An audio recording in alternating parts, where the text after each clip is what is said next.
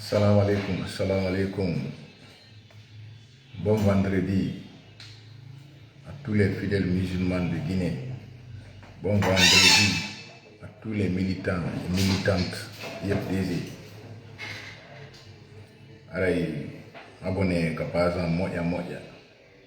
No wovir ton non quoi parce que don holora bara vendredi fay souhaité au militant YFDZ biri. Militant YFDZ be mbaral fo mbara juma sanama souhaité ali alla mamade maintenant. Venez vous abonner massivement sur ma page. Weltani militant be YFDZ partout à travers le monde, partout quand on doit aller la weltani moya. Na gento fala be ben jibo de parti mengo. Ko en wakilo na fendo do doaden découragé. Bien sûr, et mettre fo bouy. C'est Kerno Suleiman Diallo, merci. C'est Ablaye Diallo Dabola, merci. Ko yon abono moya kapazan, moya. Andi don suti la min Mamadou Alpha Bari. Aden no yidi ala giselu yidi be fi Allah no laado parce que aden no andi ko ala giselu wawani kon lagine.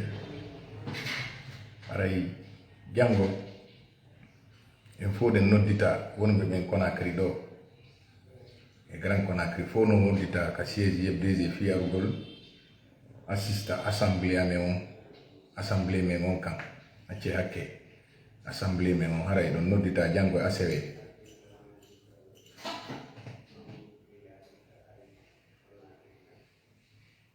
Aissatou Bari merci haray fof ɗo noddita ka siége YFDZ. Sonna Bari merci fop no noddita jango andi communication ko fendo do doa wonde tiidude quoi parce que en andi vice président men bano so no menasa en nangana sukabe dido no nanga en no maison centrale Amadou Julde Diallo e waya Kerno Mamadou Ba. Jango en faut que en ka siège kadi. Misbah Diallo, merci beaucoup mon cher frère. Ko en faut wonde ben Conakry, Grand Conakry ko foyo aru Suleiman Diallo, merci beaucoup. Fop aru jango. Suleiman Diallo encore merci. Fop aru jango ka siège. À partir de 9h assiste à l'assemblée mais monta goto tultu. Lamarana Koba Sigon Diallo, merci. Amadou DH Diallo, merci beaucoup. Kadiatouba, merci. Ibrahima Diallo, merci. Ko en fop ko en aru. Suivez la moya en fop ko en aru. Idon andi fendo parti mengon no bitena trop ndi ledi do. Kono ko don non do aden wakilade ko si satti goddo en ya wakilo. Abdourahmane Diallo, merci. Andi kono na do sikkuno do haray 5 septembre ka feji haray lanni ka jatto merci pour le cœur haray den wiide nun alhamdulillah kono ko Allah wallata ko wakkilagol fus heborta ko ni wakkilagol haray ala giselu ne hiwra partout kabe woni Hajjali Matudale no hiwra. Ibrahima Diallo, merci. Suleiman, merci pour le cœur. Ala giselu no hiwra Hajjali Matu, militant be Dr Fode Oussou, vice-président Kalimodi Yansane, tous les responsables de l'YFDZ. Ala no hiwra partout. Julde, Anfier, Diallo, Baldekan, merci beaucoup. Alpha Amadou Diallo, merci. Oui, l'infatigable. Bonjour Alpha So, mon Sanako. Dalaba, merci beaucoup. Merci. Merci. Amadou Hadi Balde. Karim Diallo Kadiatou merci are on fo don hiwra on fop are jango ko samedi jango ko assemblée on lambe membe ngini en jango are haalen kadi ko on feƴƴude kon ka leydi men andi situation leydi men din ala ono wa situation parti men on miji ɓen ɓe jiiɓe parti men on Allah jonnataɓe den doole si Allah jaɓi par ce que ko laamu wonɗen ɗaɓɓude on wamama ngeyanan on birim makkile ka tina wafa o masiye YFDG samedi chaque demen tina simiti à partir de 9h biri ngafa wonga woma lagine woma parti fe fala anu lagine fe parce que lagine di nanna o birinna mugo yomunoma boli magago de bokayma o birin lagine ka nanna wona YFDG dingirayi Hodea merci beaucoup mon petit Jaguar Bari merci beaucoup andi aray ko ɗum jango samedi koyen fof to ka siège min YFDG ko ka janga woni alaji sellu ko ka haqqille ka ɓernde andi goɗɗo watalan décourage de fi ɓen ɗon aduna andi tanki alaji sellu no wadde politique lan mbawa maɓɓe si Allah lan ɗon jaaɓi na ko goɗɗo haalata ɗum décourage talan ɗum décourage talan aduna ma ɗum ko yimɓe waɗata propagande are en fof danko ɗen noddita ka siège YFDG en fof en andi fen ɗo soñdia ko woni ko ngore YFDG aɗen no miijitade fi fonike mangue Allah waɗuɓe hakkite Pillo Adjias Habib Marwan Camara monsieur Limaga e o suka enneteɗo Aliou Ba on no mbete famille makko on no andi on to woni bari ko pullo merci beaucoup andi ko fendo ɗo noon duwaɗen wakkilade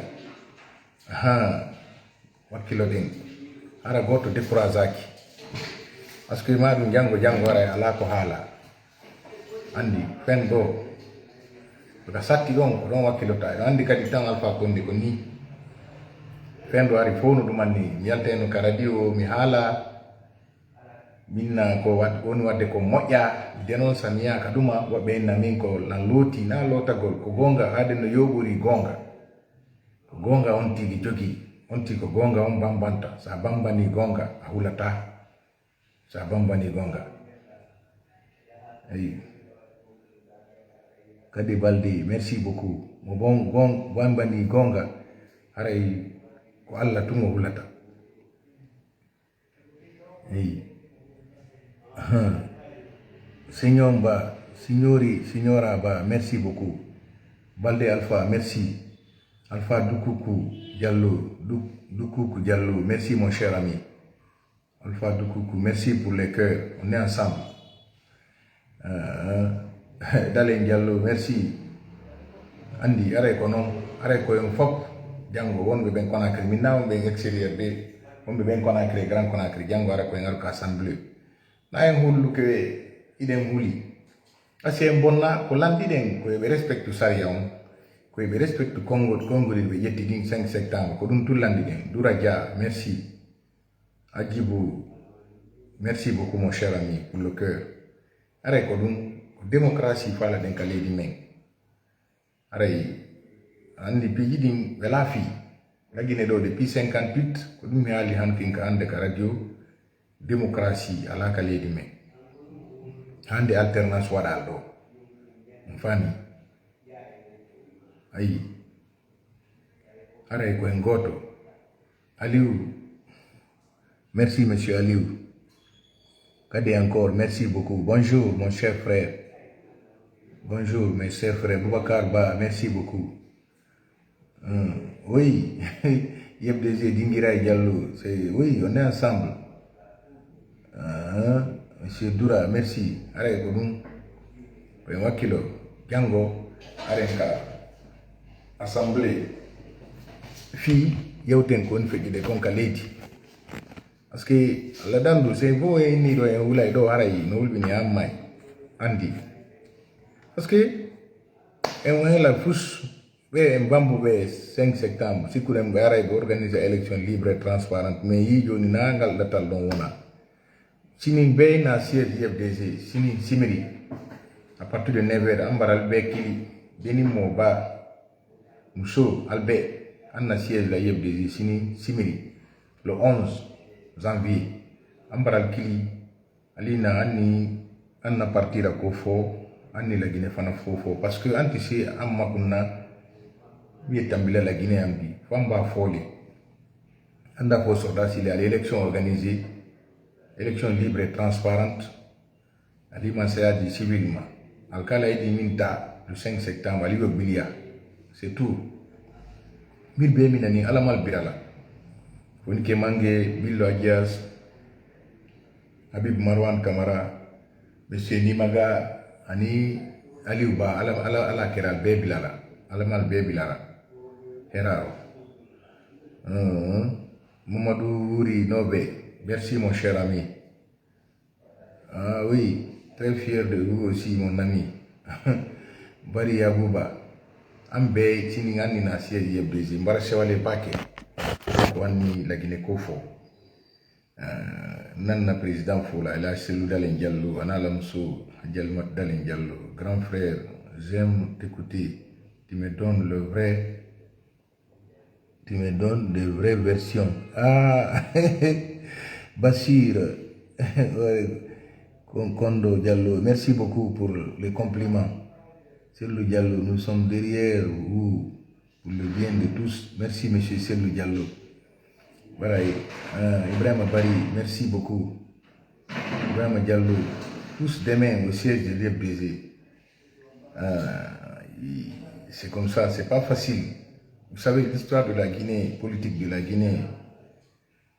C'est pas facile. Hawaba, thank you Hawa. L'histoire de la Guinée, c'est pas facile. Bari Yabouba. L'histoire politique surtout de la Guinée, c'est pas facile. Que Dieu nous aide. Alpha So, Dalaba encore, est revenu à la charge. Merci beaucoup. Demain, au siège de l'IFDG, monsieur Bari, s'il vous plaît, si vous pouvez, n'être pas.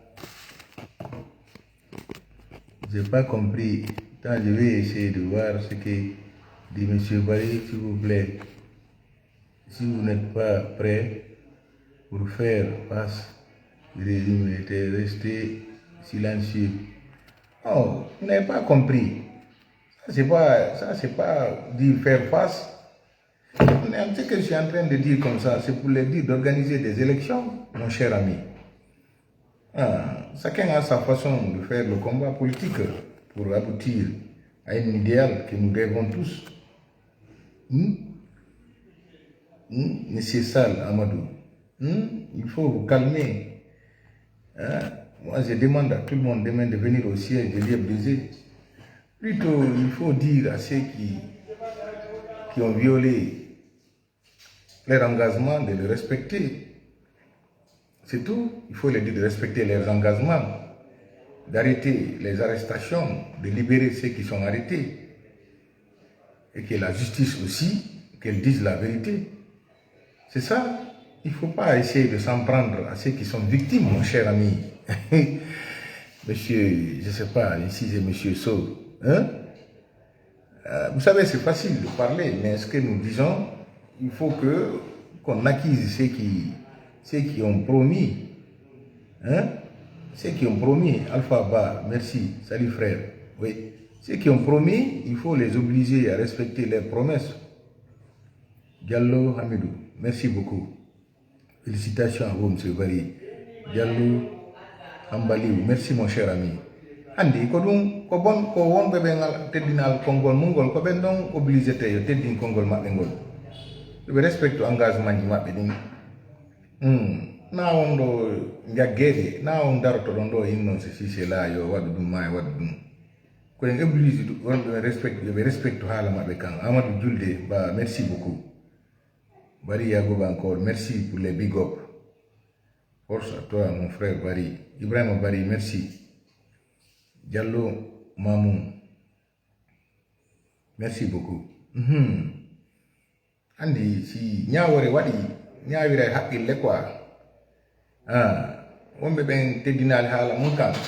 Alors hala ben 5 septembre yetti engagement ji benni be bonnata ko ben don duwaden haalande be respectu kongol mabbe ngor na yanugol do e hore wondo bagede wondo toñede nanga yanugol on o wakilaki non nano yarete are jango en fop ka sir yebdesi andi moi je suis membre de la cellule de communication ko rola ngomoni waddini informe golon fi yon andu ko ni febbide kon vice président mengo bano so be fala nangude be de mari militant be dido kadi nangabe wonbe ka maison centrale julde diallo e Cerno Mamadou Ba aray ko be accutube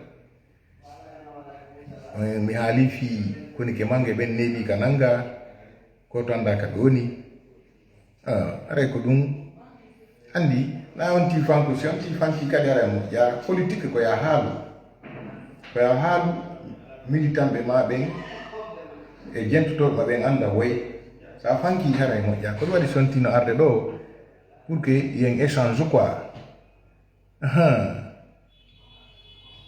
ay un échange monsieur Kermomar, merci beaucoup depuis Kankan je suis très content de vous Amidou Diallo andi fi jango kadi informe golon aray andon ke Mamadou Alpha bari no wakilani alaji sellu no wakilani parti on no yi militant be no yi alaji sellu yarbi aray ko dum andi mo kala e option mum aray jango ko en fo ko mobiliser aren ka siège FDG wade assemblée on donc kadi on burta andude ko on feƴƴude kon yore e lendi parce que ɓeɗo faala fankinde fop ɓe faala e fop fanko ɗulle wata marsude ɓe faala e fop fanko aɗa goto haalali haalde wo koye ɓe nangumo ɓe yaɓe naɓa ara ɗum ɗon wata marsude e leydi andi maintenant ko ɓe innata andi démocratie ɓeɗo na démocratie ko liberté d' expression et d' opinion koye goɗɗo haalu an kadi haala hay so tawi haray on fottata konngol kono si tawi haray ko an ɗum haalata o e haalata aɗa na ɗum won démocratie mi respect ay ɓeɗo noon faala fankinde fof ara kamɓe tun haalata ma kamɓe tun laamoto ɗum noon wata marsude ayi monsieur Baria Bouba merci beaucoup andi ko ɗum ɗowa ɗon faamude on daro ɗo yimɓe ɓe daro yana e hoore toñeteɗo acca toñowo ko toñowo felete ko toñowo jasinte inna ko woni wadde ko moƴƴa fendo ko wondi kon ka leydi men ɗo en fof ɗe gandi ɓay na e hoɓɓe ndini fof ɓe gandi fendo kon feƴƴude kon andi fendo mo kala no andi kon feƴƴude kon e hoore lendi alors que ɓeɗo ɓe enno en koko woni wadde hande wodata ɗum kamɓe ko ittugol ɗum ko rupture kadi ɓe seedi few piiji wondiri joni e yi kon feƴƴude kon ka leydi ɗo na yewtugol woni ho ko doole ɓe yarde ko forcugol situation inna ɓe yaa e élection tawi des élections ɗo sans IFDG sans président arc-en-ciel sans IFR ɗiya parti on fami ko ɗum wonani ara en janggo en fof ɗen invita ka siége IFDG are kono andi suka ɗum on sakitay ɗuma on information on saki toon partage on fi ɓe andali ɓen nan andali ɓen janggo fi assemblée yoɓe arga assemblée saki toon moƴƴa que demain y a assemblée générale à l'IFDG pour le moment ha joni ɓe interdisjonali en assemblée ñande kadi ɓe interdisi ɓen ni warata assemblée ɓen ñande kadi men informa e militanɓe ɓe mais pour le moment ɓe interdisjonali en yen waɗu assemblée on faami ɓen na ɗen dowa wadde assemblée ɓe interdisal communiqué fus waɗal ministére administration waɗal fu joni koyen aru ka siége janggo yewten kadi andi na en jooɗo tum fanko en so yaaden kadi no arde ɗo yewta femino so ari koyon siiru moƴƴa ɗuɗɗino moƴƴa saki toon kadi information on aray ko ɗum ara en fof ko en goto andi e haalugol ɗo innugol ayda wawi haalde gonga innugol alaji sellu bientôt si Allah jaɓi ɓe arte bientôt andi na an on ene onno vous qui êtes victime et que vous faites la jalousie onon wonɓe ɓen soñjeede onon son fottali kono no wayta kono wonɓe ɓen soñjeede fof fottata jondira juuɗe wona nene goto baba goto mais sa inni an oɗon faible an kon no waɗɗa ay na on débat ɗon wonnen ko janggo ko en yawka assemblée générale yewten kon feƴƴude konka leydi yewten kon feƴƴude konka parti men fenɗo yebdesi par ce que ɗon andi kadi tan ndu laamu ngu ɓe dépose kadi ɗum ɗon kadi e yanoɗo ha ɓe fermi siége on ɓe fermi ka bureau ji hari ko assemblée ko alaji sellu waɗata ɗum ɗon kadi aninno en few mais hana ɗum feƴƴino ɗum ɗo kadi feƴƴa joni wawa si waɗani ara ko non en anu do ka en anu do 2020 2021 no fo pare ala jelu voyage ta sonnaji mabbe voyage ta o kije do no nanga siège do nanga goto yata anu den sikku den fi IFDG lan ni kono alla itti dum don kadi ka o do dum do kadi ko dum benet après la tempête c'est le beau temps no kadi feƴƴa joni haray naɗu ɗingol haala haray joni weltani ken fof on sakita o ɗuma ɗo fiyo militant ɓe andu janggo assemblée no wodi ɓe ara moƴƴanon demain rendez-vous à partir de 9h chez IFDG. Vive le président Cellou Dalein Diallo, vive tous les responsables et militants de l'IFDG, que Dieu bénisse la Guinée, tous les Guinéens. Merci.